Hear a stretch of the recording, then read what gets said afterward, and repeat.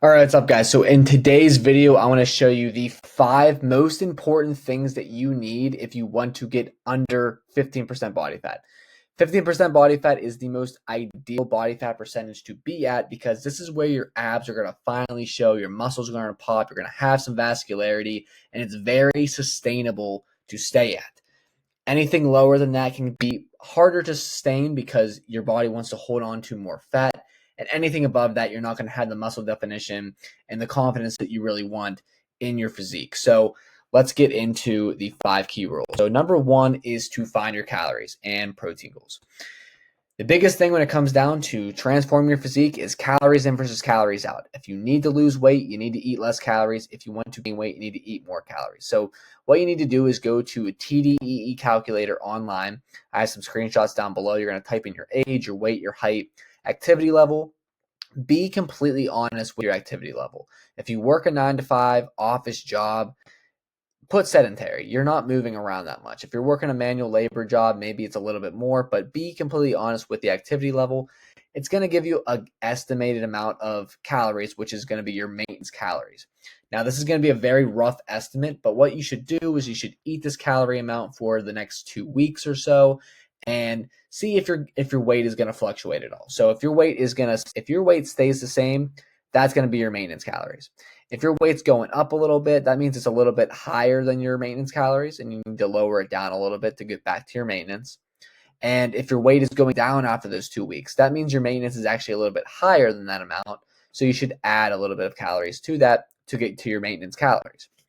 Once you find your maintenance calories, you need to figure out, okay, do I need to lose weight or do I need to gain weight to get to 15% body fat percentage? If you're someone who's overweight, clearly you don't have a six pack, but you definitely have some fat on you, you need to be eating in a calorie deficit. So take that maintenance calories, subtract 200, 300 to 500 calories from that so that you can start losing weight. If you're someone who's super skinny, take your maintenance calories, eat your maintenance calories, or maybe slightly above that, maybe 200 calories above that, so that you can slowly build muscle upon that. Additionally, 1 gram of protein per pound of body weight is the key metric for your protein goals. Don't overthink it. If you're 200 pounds, 200 grams of protein. The only time that this doesn't apply is if you're someone who needs to lose like a significant amount of weight, like 50 pounds plus, then I would go for your goal body weight in protein. So if you're 250 pounds and you want to get down to 200 pounds, 200 grams of protein is going to be perfectly fine for that. But in any other scenario, just eat 1 gram of protein per pound of body weight. Number 2 is weighing yourself daily. The amount of people that I see that fail to do this and fail to understand the importance of doing this daily is unbelievable.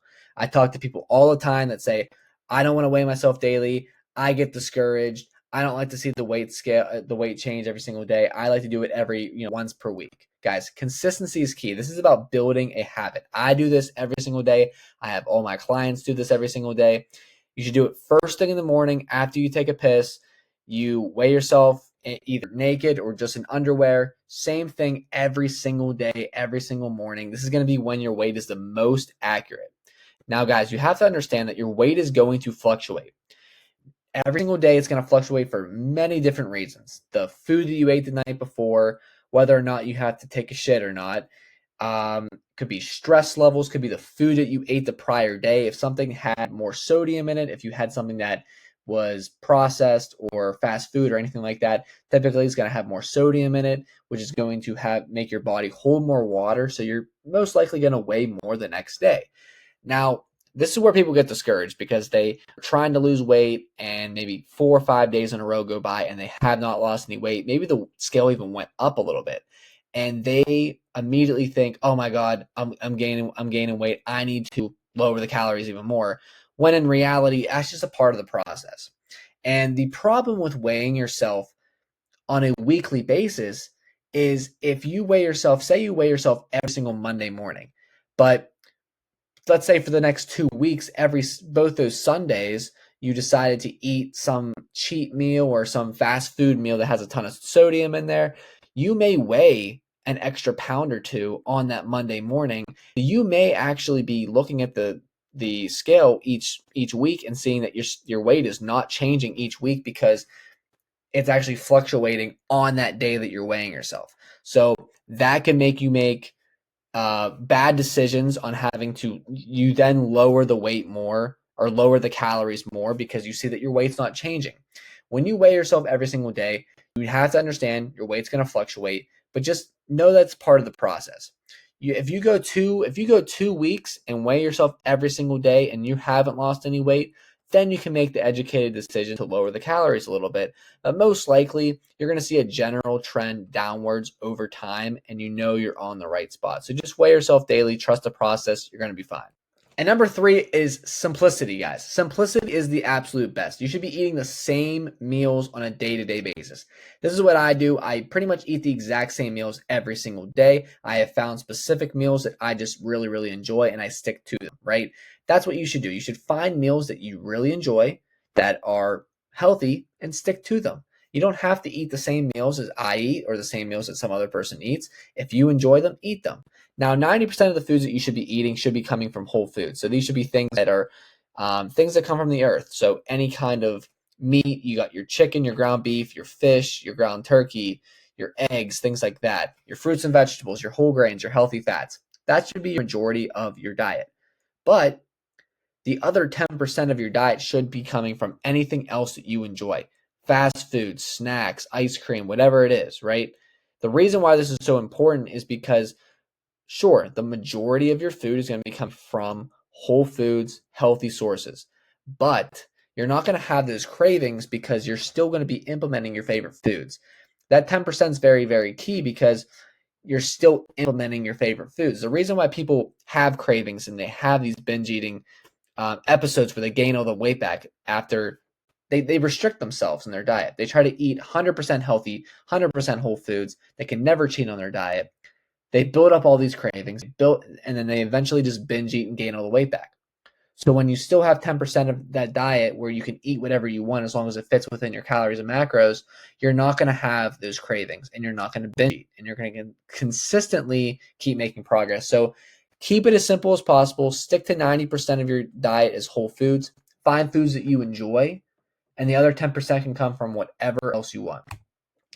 Number 4, exercise the right way. So many people think that if they're trying to get lean, right, they need to, people do it wrong. People think that they need to do an excessive amount of cardio in order to burn off all this fat, and that's just not the case at all. A lot of people think that you need to be in the gym for a significant amount of time. That's also not right. You need to focus on weightlifting. Weightlifting is going to be the most important thing when it comes to the training aspect. 3 to 6 times per week is what you need. If you're a beginner, 3 times is fine. If you're someone who's more advanced, 5 to 6 times per week is also really good as well. But don't overdo it. If you're someone who's actually new, do not go 6 times a week. It's not going to be sustainable for you, but you can eventually work up to that. Now, 45 minutes to an hour sessions. Guys, so many people are in the gym for way, way, way too long. I see people in the gym for 2+ hours every single day, 3 hours weightlifting. You're bullshitting at that point. You're not actually training hard if you're actually in the gym for that long. There's no way. My sessions are 45 minutes pretty much every single session. Sometimes they can get up to an hour, but that's at the absolute most. It comes down to the intensity of your workouts. Train hard. And you don't have to do so many exercises. You don't have to do so many sets. If you're training hard, that's what matters most. Now, if you want to do some cardio on top of that, that's perfectly fine, but it's only if it's really needed. If you need to lose more weight, cardio is definitely going to help, but it's definitely not needed. The diet aspect of things is going to play a lot bigger of a part in you actually building that physique that you're looking for more than the cardio. Now, you should aim for 10,000 steps each and every day. The reason why 10,000 steps is really important is because if you just do regular steps, it is very low fatigue. You're not going to be very tired. It's not going to be, your legs aren't going to feel super tired. Your body's not going to feel super tired after trying to get 10,000 steps if you're just doing regular walking. Now, if you do cardio more often, that's when you can start being a little bit more fatigued, and you may be more tired, more lethargic throughout the day. So that's why you don't really need the cardio unless you need to lose more of a significant amount of weight. Now, to get 10,000 steps each day it is going to be hard for the average person. If you're working an office job and you're sitting down all day, it is difficult to get 10,000 steps. You're going to have to go out of your way to get that 10,000 steps. You're going to have to take the longer route, park farther away whenever you go to the gym or the grocery store or wherever you go. Go for a walk after your lunch. Go for a walk after dinner. Walk your dog an extra walk. Whatever the case may be, get more steps in. That's going to be best. Cardio is definitely going to help with that. You're going to be able to get more steps in if you do cardio. But like I said before, keep it to a minimum if possible because you don't want to be fatigued during this whole process. Number 5 is sleep. This is such an underrated step in this entire thing because during your recovery, while you're sleeping, you are building this is where you're building muscle. This is where you're burning fat. People think that you're building muscle in the gym. People think that you're burning fat in the gym. No. You are your body when it is sleeping and it is recovering, that is when you are building the muscle, right? In the gym, you're tearing your muscle apart. While you're recovering, before that next session, while you're sleeping, that's when your body's recovering, building that muscle tissue back up so that you can actually get stronger, right? Same thing with fat. This is when you're burning the most fat. You're burning the most fat when you are sleeping. So just keep that in mind. You need to focus on your sleep.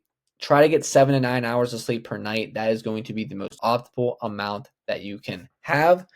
Now, you should try to not be on your phone 1 hour before bed.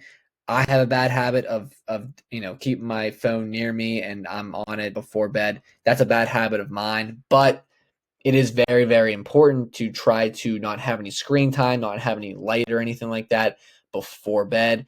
If possible, wear blue light glasses if you have to be on your phone before bed, but ideally, no light an hour before bed. You're going to get way higher quality sleep.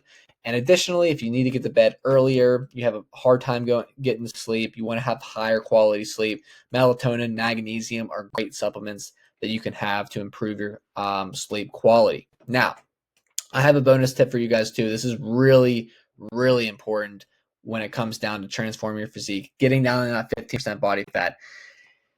Keep the momentum going, guys. So many people, when they start seeing the results, they start seeing the muscle being built. They're getting more vascular. Their abs are coming in a little bit, right? Their muscle definition. It feels really good. They're making great progress. And everything seems to be working. They let the foot off the gas. And when they stop that momentum going, they have a cheat meal, they go out for a few drinks, they maybe skip a workout. It's very hard to get that momentum back because then you just you get into this kind of spiral of it's okay, I can take another day off, or this won't hurt me. And the next thing you know, you're way above 20% body fat again. You gained all that weight back, all that hard work for nothing because you let your foot off the gas. Guys, when you're seeing progress, go harder, keep it going because that momentum is you need that. You need a lot of people give up early because they don't see results initially. But when you see that initial result, that should be the motivation that you should have to keep going because you're never going to get down to that 15% or lower and get to that physique that you really, really want to have if you're just going to settle when you see minimal results. It is hard to transform your physique. I'm not going to sugarcoat it. It is hard. It's going to take time, but it is simple. And if you follow the steps that I put out in this video and you keep the momentum going, even when you do see initial results, you are going to transform your physique. I promise you that. Now, if you guys found this informative, make sure you hit that subscribe button, like this video. And if you want to work with me one-on-one, click the first link in the description. You can book a call with me. We'll talk about your goals, what you're struggling with, and we'll see if I can help you out. So hope you guys enjoyed today's video, and I'll see you guys in the next one.